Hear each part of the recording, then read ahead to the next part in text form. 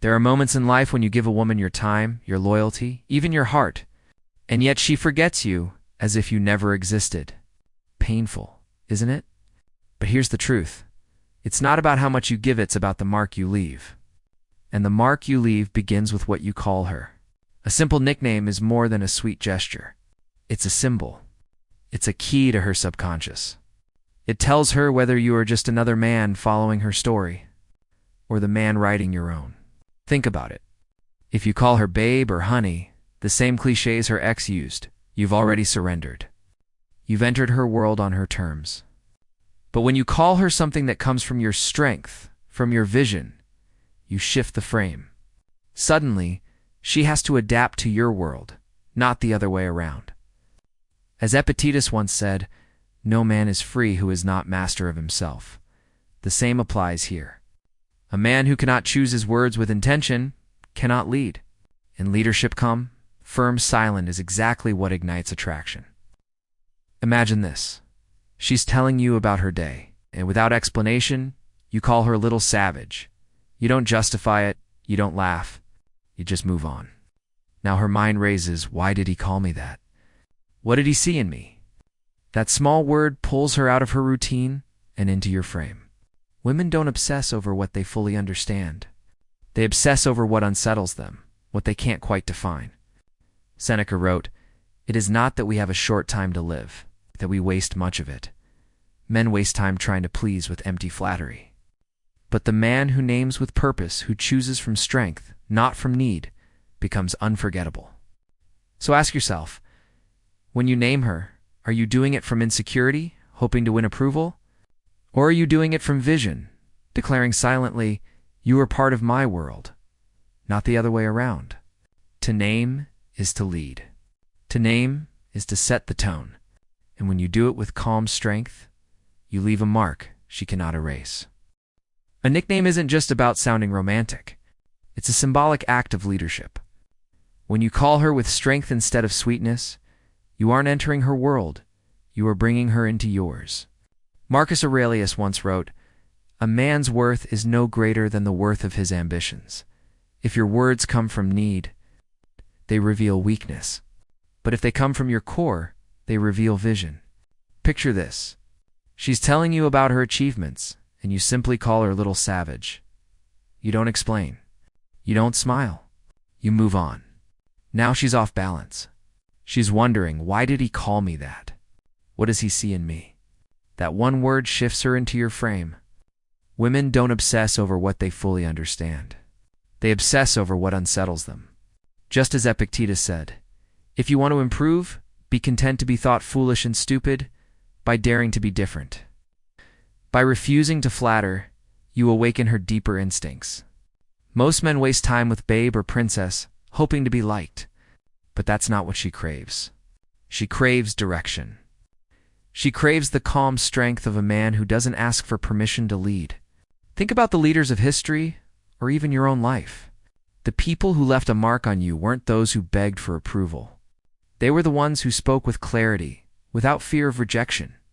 The same principle applies here. Seneca said it best. It is not the man who has too little, but the man who craves more. That is poor. When you name her from craving, she senses weakness. But when you name her from choice, she senses power. To name her is to claim space. It's not about dominance in a harsh way, it's about steady direction. And if you don't lead with words, someone else will. Ambiguity is one of the most dangerous weapons in attraction. A nickname that carries both validation and uncertainty plants a seed she can't ignore. Marcus Aurelius once wrote, "The opinion of 10,000 men is of no value if none of them know anything about the subject." In the same way, if your words sound like they could belong to anyone, they lose weight. But when they seem ordinary yet feel different in your presence, they become unforgettable. Picture this. You call her my little storm. It's not romantic, not cute, not typical, but it lingers. She asks, "Why do you call me that?" You just smile and stay silent. Suddenly, she's unsettled. Is it unique to her, or could you say it to another woman? That question burns in her mind. Epictetus taught, "It is not what happens to you, but how you react to it that matters. When she can't classify you, her reaction is obsession. She leans closer, needing to solve the puzzle, needing to secure her place. Most men ruin attraction by over-explaining, by giving away certainty. But certainty kills desire. Ambiguity keeps her competing for significance, and competition fuels attraction. Think of real life, the boss who never praises everyone, but drops one cryptic remark that leaves you wondering what he really meant. You work harder just to earn clarity. Women are no different. Seneca wrote, "It is a rough road that leads to the heights of greatness." And yes, this path is rough because it demands you stay silent when you want to explain. It demands you hold your frame even when she pushes for answers. But if you can hold that tension, you shift from chasing her to making her chase certainty from you. Ambiguity, when used with calm strength, isn't cruelty. It's elegance. It's the art of claiming space without saying a word. Most men speak only to the surface of a woman, her looks, her role, her achievements. But true impact comes when you name what she hides. A nickname that touches her wound breaks through the armor she's worn for years. Marcus Aurelius once wrote, "Look well into yourself. There is a source of strength which will always spring up if you will always look." When you see her hidden struggle and name it with calm strength, you speak to the part of her she rarely faces herself. Imagine calling her my fearful one or my hidden girl. You're not mocking, not flattering, you're simply revealing that you see beyond the performance. In that moment, her defenses crumble because you recognized what she tried to bury. Epictetus said, "If you want to be invincible, don't enter into contests where victory is not in your control." When you touch her wound lightly, without cruelty, you aren't competing with her mask. You're stepping into a deeper frame where she can no longer control the narrative. Think of real life, a friend who sees through your smile when you're struggling. That person becomes unforgettable not because they comforted you, but because they saw you. Women feel the same when you name the truth she hides. Seneca reminded us, sometimes even to live is an act of courage. Many women carry silent battles. And when a man acknowledges them without judgment, he gives her permission to be real. But this power is dangerous. If you awaken her wound and then abandon her, you don't just hurt her, you leave her unguarded. So this demands maturity. If you're ready to stand firm, to hold space without being consumed, you become the man she never forgets. Not because you healed her, but because you saw her truth and accepted it. Real power is not hardness. It's depth. And when you dare to name her from that depth, you leave a mark no charm or flattery ever could. At this stage, it's no longer about sweet words or surface praise.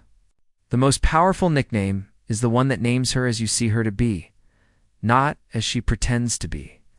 Marcus Aurelius said, "The soul becomes dyed with the color of its thoughts." If you call her queen or goddess, you're not lifting her up here, lowering yourself. You're letting her define the frame. And when you hand her the crown, you lose your own strength. But when you call her my wild side, or my little submissive, you reveal vision.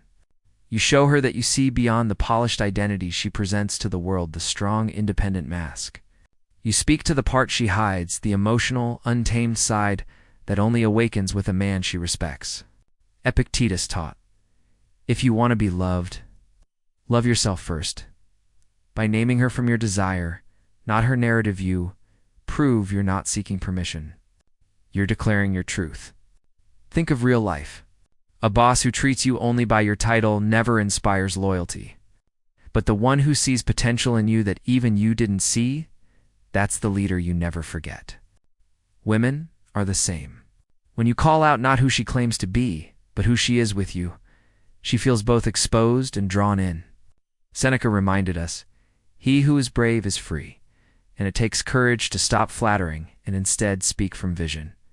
But the reward is power, because everything a woman cannot control becomes her obsession. Most men adapt to her script, becoming predictable and forgettable. But the man who dares to break her narrative, who names her from his core, becomes unforgettable. He doesn't follow. He defines. To name her from your desire is not about control. It's about clarity. And clarity is what makes her surrender not to a man who begs, but to a man who leads. You've now seen the 5 forbidden nicknames. They aren't meant to flatter or entertain. They're meant to leave a mark, not on her surface, but in her memory. Marcus Aurelius wrote, "Waste no more time arguing what a good man should be. Be one." This is the essence of what you've learned. Don't talk about being unforgettable. Be it through the way you name, the way you lead, the way you carry yourself. A woman doesn't obsess over the man who gives her everything. She obsesses over the man who names her from his center, not from his lack. The one who ignites without asking permission. Think of real life. Most men keep repeating sweetheart and baby, thinking it's enough, and they vanish from her memory. But the man who dares to name with vision, who dares to see her truth, becomes the story she cannot erase. Seneca once said, "It is a rough road that leads to the heights of greatness." Yes, this path is demanding. It requires courage to stop being predictable, stop being the nice guy. But the reward is freedom, respect, a desire, and the ability to stand as a man she cannot forget. Epictetus reminded us, don't explain your philosophy, embody it. So don't just listen, live it. Use what you've learned not to manipulate, but to transform yourself into the man who defines the frame. To name is to dominate. To lead is to create clarity. And clarity is what gives you back the respect you thought you lost.